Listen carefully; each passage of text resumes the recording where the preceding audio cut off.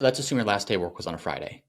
You have the weekend. We've always had weekends. There's nothing different about that. But Monday rolls around, the first Monday of no work. What did you do? One thing that I always like, I would walk into work, and when I walk to work, I always, if it was a beautiful day out, I'd be like, I just want to keep walking. Like I want to like spend the day exploring and like going out and do things. So I think, in that first week, I did a lot of walking, and during the day, like I would walk around outside like with like a huge, like a dumb smile on my face. I was like just so happy and like couldn't believe that like this is basically what I'm going to be doing now. I'm just going to like whenever I want, I can just go out, walk around, go anywhere, do anything. For decades, retirement was just a theoretical number until one day it wasn't. Darren hit his target retirement number, he paid off his mortgage, and then he waited for the right moment. A company reorg that opened up a window for him to retire. 8 months later, he's in phase one. Walks on Tuesday afternoons, health first, and a life full of small joys. But what's interesting about Darren is he's proof that you don't need a grand passion just to get started. In today's episode, we dig into healthcare worries, solo trips when friends aren't free during the week, and a very helpful reframing of the word retirement in the first place. Enjoy today's episode with Darren. Darren, thank you for joining me on today's episode of Retirement Reality. I would love to hear from you. If you could describe your retirement in just one word, what would that be? Yeah, I guess I would probably say it's kind of surreal. Um, yeah, I find it very, very like after all these years of planning, just surreal to be able to actually do it. Surreal. Okay, how long have you been retired? 8 months. 8 months. So Yeah, you're eight in months. So that phase. it's still pretty fresh. I'd say I'm in the honeymoon phase. I'm kind of just figuring out how it goes. And so yeah, yeah. So let's dive into that. You've been retired for 8 months, and sure, retirement 8 months in could look different potentially than retirement 3 years in, 5 years in, 10 years in. But surreal. What was surreal about retirement to you? Yeah, I guess, like, I had worked for 30 years and I had been saving for many of those years for decades. And kind of over the years, you just kind of watch this number go up and down and slowly go up. And it's this theoretical number that you're just kind of looking at. It's very abstract. I always treated my investments as like I could only put in, I couldn't take out. So I was like, it was kind of like I didn't touch it once it was there. So I never saw it as kind of real thing. It was just a number. And yeah, then one day the number says, you don't need to work anymore. And then you're like, oh, wow, okay, this theoretical money now is something that's actually became very tangible. And then one day, when I finally pulled the trigger, then my life is just completely different all of a sudden because of this like magic number that was I had just been watching for all this time. So yeah, it was just very like I had the plan was always there. I was thinking about it, but then one day the plan became reality. I'm like, oh, okay, well that just kind of happened. So kind of like surprising. I won't ask you what the specific number was, but did you have a number in your mind where you said, once I hit this number, that's my trigger to opt into Yeah, retirement? yeah. Yeah, I did. And I was working with a financial advisor for some time as well. So before I started working with a financial advisor, I had a number. And then as the years passed, that number kind of was changed a little bit as, the world changed and my gut feedback on the financial advisor. But yeah, I always kind of always had pretty much like a number that I was shooting for, whether that sometimes it changed, but I always had a number. When you hit that number, the day you hit that number, either because a 401k contribution went in, or you had a bonus that you put in, or the market took it to hit that number, did you feel significantly different than before, or did it feel like maybe I need a little bit more? I think probably the big thing for me was that, yeah, the number was looking good. I had a mortgage and I kind of felt like I didn't want to retire with a mortgage. So that was a big, like, kind of thing on my back. I was like, I want to figure out a way to get rid of the mortgage. It doesn't take from my investments. I don't want to retire with a mortgage. And so I think that was probably the biggest switch the day I was able to get rid of that mortgage. That was like a huge weight off my back. I'm like, okay, now I've done that was my last financial goal that I had, which was not having to deal with that. And that was the day that I could really, really felt like very confident that I was ready to go. So you hit your number, you paid off your mortgage. How long between doing those two things did it take for you to actually stop working? About 4 years actually. Yeah. Once I paid off the mortgage, I was like, I can go anytime now. So that was kind of nice, kind of that having that independence of the at work because I didn't feel quite as tied to it as I did, but I still had stress and everything. But I did like my job, and so I kind of just kind of kept working for another 4 years because I liked it and I was enjoying it, and kind of just waited for the right moment to where it was I felt it was like the best time for me to go. So and that, like I said, that could have been any time, but it ended up being like 4 years. Hmm. I'm curious to know what that moment was because I think for a lot of people that's a similar experience where they have maybe a number, they have these financial check boxes. It might be paying off a mortgage, it might be putting a child through school, it might be whatever it is, and they hit it, but that doesn't necessarily, it feels good, but it doesn't launch them into retirement. It tends to be something else that actually is the impetus to make that decision. What happened 4 years after you hit those numbers that prompted you to retire? Yeah. Yeah. I guess one thing I'd say, I've heard people say things like, you shouldn't retire away from something, you should retire towards something. And I felt like I didn't have either. Like I liked my job. I didn't want to leave it. I didn't have a big, like, other than kind of, a lot of various little things I want to do. I didn't have like a huge passion that I was trying to go to. So I was kind of like, well, I'll stick around at work while I'm enjoying it, or while things are kind of going well. And then we had a reorg and I got moved into a different division. And I kind of saw basically a good time for me I was kind of looking for the best time to leave that would cause the less uh, disruption to my teammates and stuff. So when we did this reorg, I moved to a different team and I like handed off all my work to somebody else that I was starting to pick up new work, but I wasn't really embedded that deep into that work yet. So anyway, there was a window there where I felt like if I leave now, first of all, if I go to this new team, I probably am signing up to be there for a little while because I don't want to go to a new team and then like leave in half a year or whatever. And I've also hands off my old stuff. So there was this like nice window where I I felt it was like not going to be disruptive. And also coincidentally, that was right around my like exact 30-year working time. So I felt like everything lined up. It was like this 30 years.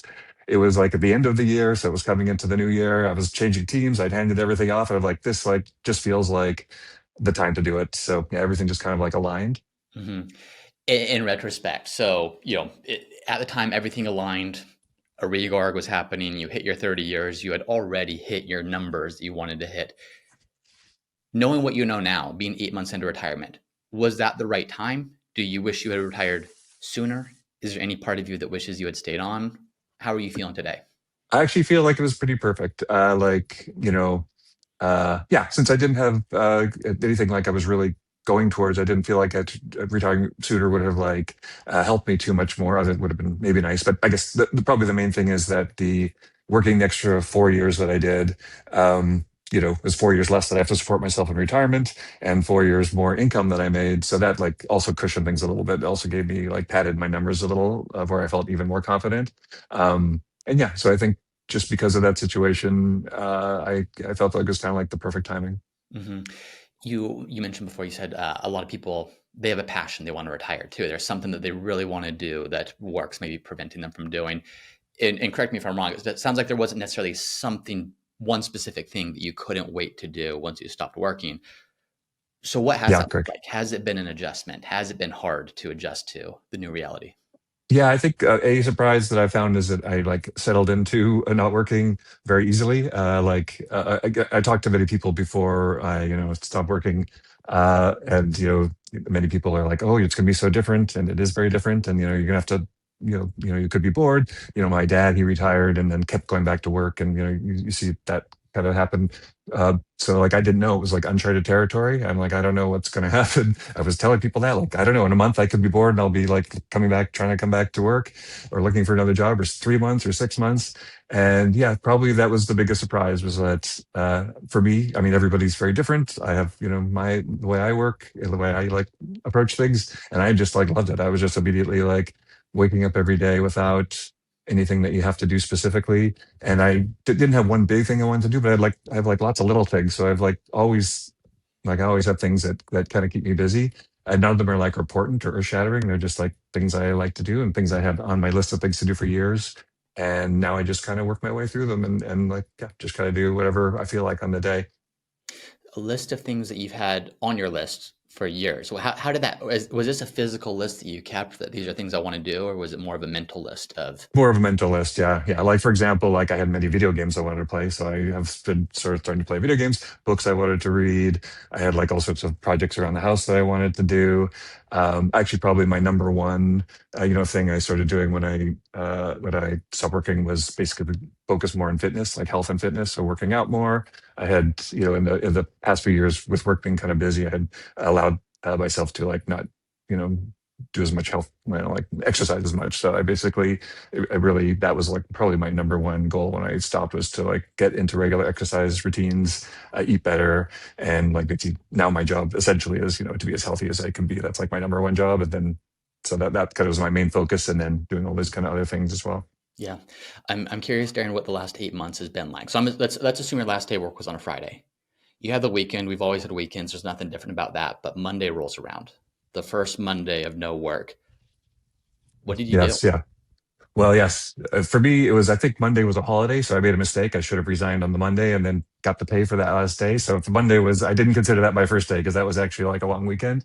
Um, but yeah, I think the first day, yeah, I, yeah, I probably got up and just like, one thing that I always like, I would walk into work, and when I walk to work, I always, if it was a beautiful day out, I'd be like, I just want to keep walking. Like I want to like spend the day exploring and like going out and do things. So I think, in that first week, I did a lot of walking, and during the day, like being able to go around and like take a big long walk on like a Tuesday afternoon or a Wednesday afternoon when it's like nice out. And instead of being like stuck at an office, I was like, I think for that first month or two, I would walk around outside like with like a huge, like a dumb smile on my face. I was like just so happy and like couldn't believe that like this is basically what I'm going to be doing now. I'm just going to like whenever I want, I can just go out, walk around, go anywhere, do anything. So yeah, I think probably just getting out a lot more in that first while, and I still do that a lot. But that was like a big one. Was like, okay, now I can just do anything during the day. I'm not in the office like 9 to 5 all the time. Hmm. And if it's a beautiful day out, I'm not looking out a window wishing I was outside. Hmm. Does your day to day look the same today? So first Tuesday after retiring, you're just walking and you're smiling the whole time because it's just so new. You're 8 months now, 8 months in now. Are you still waking up and walking? What does the routine look like today that it maybe didn't look like day one? Yeah, yeah, it's probably like pretty similar. I think I kind of feel like, I'm still like, maybe this will be like I imagine probably as I am not retired for longer, I'll be going through phases. This is, I feel like, still I'm in that first phase of like I kind of do the same things. Like I get up, I usually do some exercise in the morning, work on the computer. I've got lots of like computer projects, like programming projects and things that I kind of work on, and then have some lunch and then go for a walk. And yeah, so I kind of like, so often, yeah, and go for a walk, and yeah, maybe I'll go see a movie in the afternoon, stuff like that. So I think it hasn't changed significantly. I think maybe it's become, I'm definitely very like routine oriented. So I kind of follow kind of the same routine kind of every day, or variations of routines on certain days and stuff. Hmm. So yeah, I feel like it hasn't actually evolved significantly, but I do feel like probably there, will be a time when, basically maybe I go to some other phase, or maybe I change some of the ways I'm operating. Hmm. If you can rewind 12 months ago, so you weren't yet retired, you're about 4 months out, is what life looks like today what you imagined it would look like going into retirement, or did you have a different vision for what the day to day might look like? Yeah, I think probably the biggest thing that hasn't really come to fruition the way I thought it would was travel. Like I do travel, like usually once a month I'll travel somewhere like in North America, or something kind of small.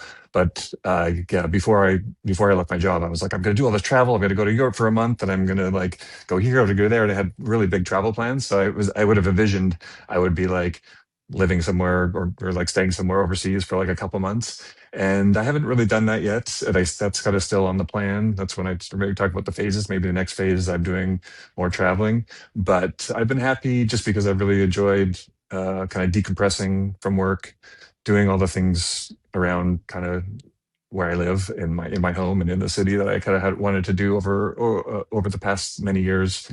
I'm kind of just like enjoying that, and not like pressuring myself to go and like jump into doing a bunch of travel just yet. And that'll come. But right now, I'm yeah, more just like kind of doing stuff around locally.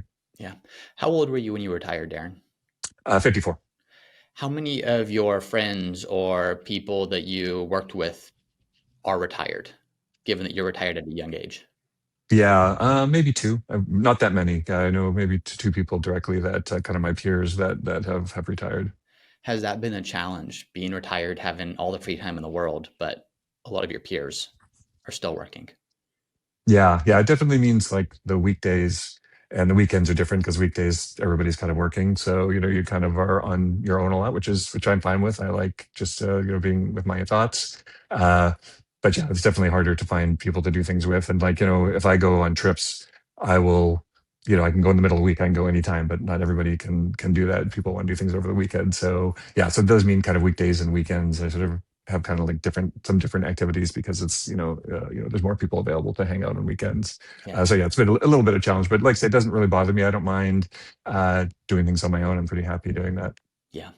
I want to go back to what you said at the very beginning about surreal being the word that you would describe retirement. Is surreal to you more of the life that you get to live and how happy you are, or is it just surreal this fact that you spent 30 years building up this portfolio, planning for this moment, and now that moment's arrived, and it just is hard to fully grasp that? Yeah, I think it's just the I guess more about my life. Like now you know the plan that was so theoretical for so long now is basically this, and like this is what my life could be like forever if I want it to be. So it's very nice, and I can craft my life to be whatever I want it to be now. I have the freedom to kind of do whatever I want. Mhm. So yeah, I think that's kind of like just the uh yeah, just feeling very lucky and like privileged that was able to retire so early and now just kind of do what I want. Yeah. I know you mentioned that there's the reorg, and that's what was the final thing that pushed you into retirement, but you enjoyed work. Is there any aspect of you that misses work or misses the structure or misses coworkers or misses any aspect of that previous job? Uh, yeah, I think not as much as I would have thought. I would have thought maybe I missed a whole like a bunch of things about like seeing people every day, being at a workplace. Because I did go into the office and I liked going into the office, seeing people. But I still do meet up with my coworkers. I go back into the office actually like once a month usually to see them. Uh, so yeah, probably the biggest thing is like not being able to see my coworkers as often because I did like my coworkers. But other than that, nothing really. Like I did like my job and I felt it was I liked the type of work I did, but like I didn't feel like it wasn't fulfilling in a way that I feel like I'm missing some piece of my life of the actual work that I was doing. So yeah, so not that much actually. Surprisingly, that is a surprise too. Yeah. One of the things that you said earlier was it sounded like you talked to a lot of people before actually retiring, and they gave you feedback of, oh, are you going to be bored? Or, oh, are you going to miss the structure? Yeah. Did you feel like you got how accurate was a lot of the advice that you felt like you got from friends or coworkers or whoever you were speaking to?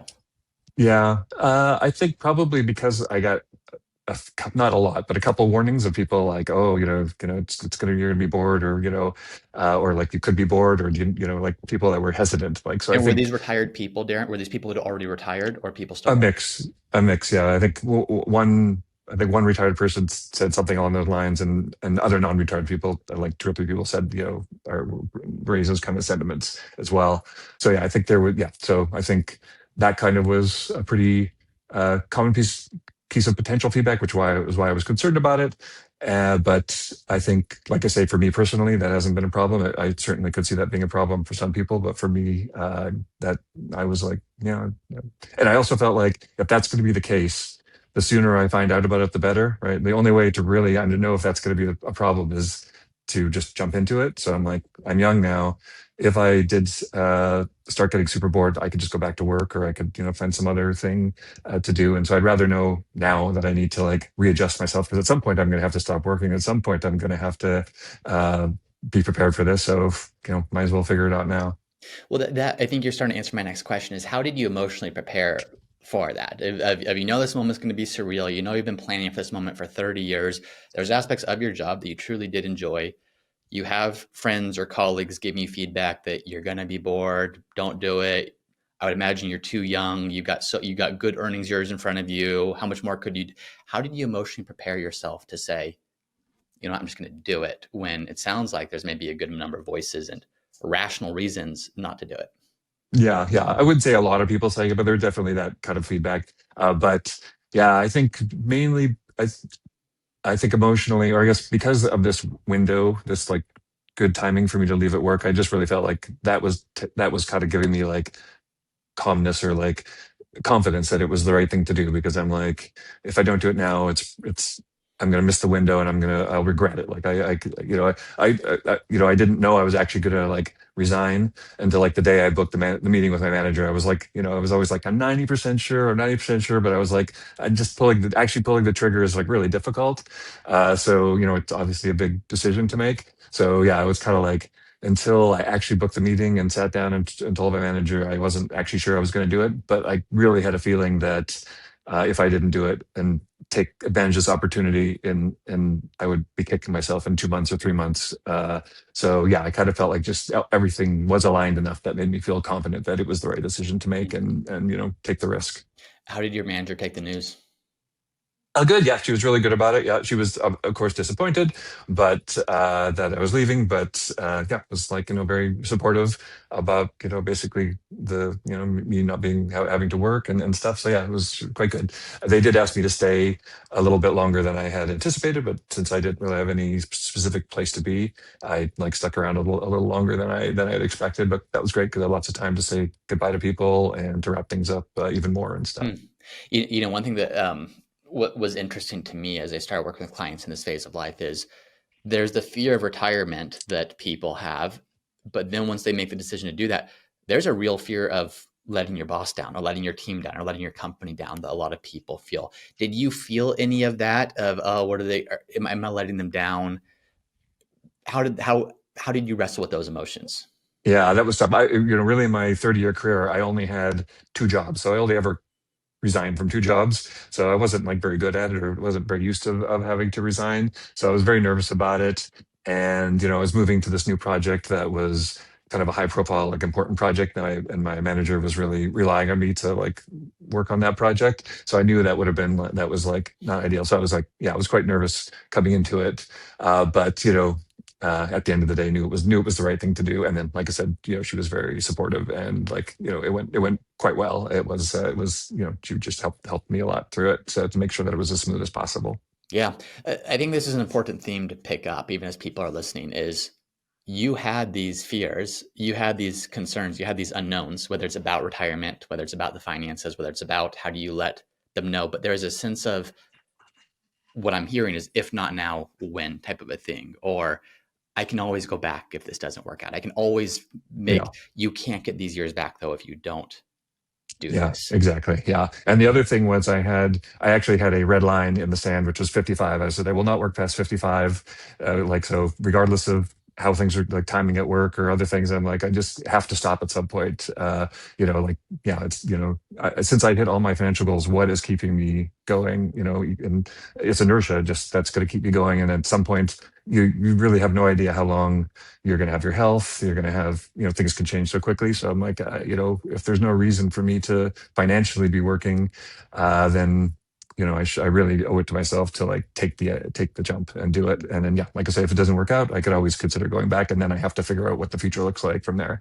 But yeah, like I said, 55 was really a hard deadline. I'm like, I'm not going to go back 55.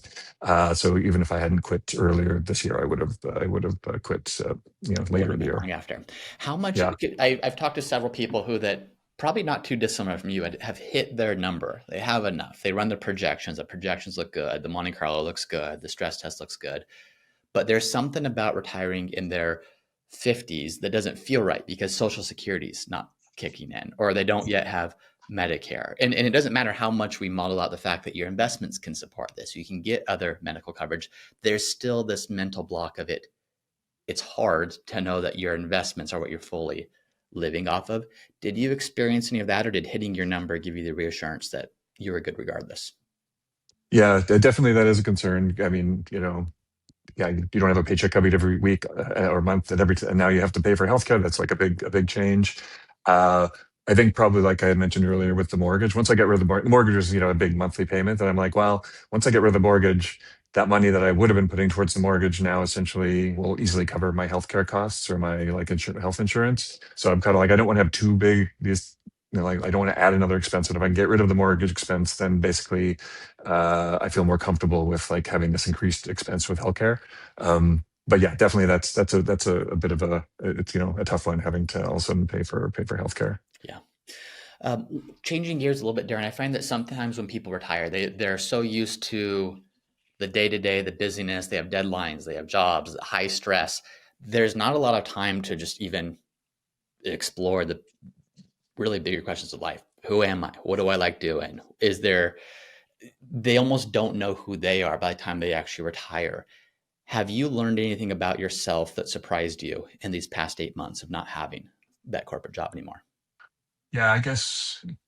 Yeah, I don't think any huge surprises. I think I kind of it kind of turned out the way I kind of expected, which is a surprise in and of itself because wasn't sure it was gonna turn out kind of well, where I was like enjoying it so much. Yeah, I think maybe one thing is that I even though like I said, I'm generally pretty routine oriented. So I always do have like a list of things I want to do every day. And I still find myself like rushing around to do, like, I have this thing to do and I have this thing to do.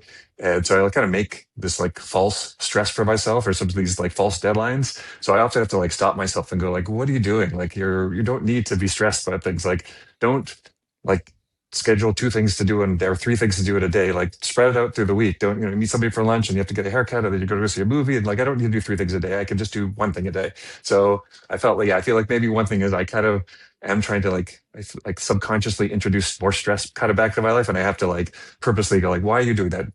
Just relax. There's no, you don't need to be rushing around all the time. Um, yeah, just enjoy it and not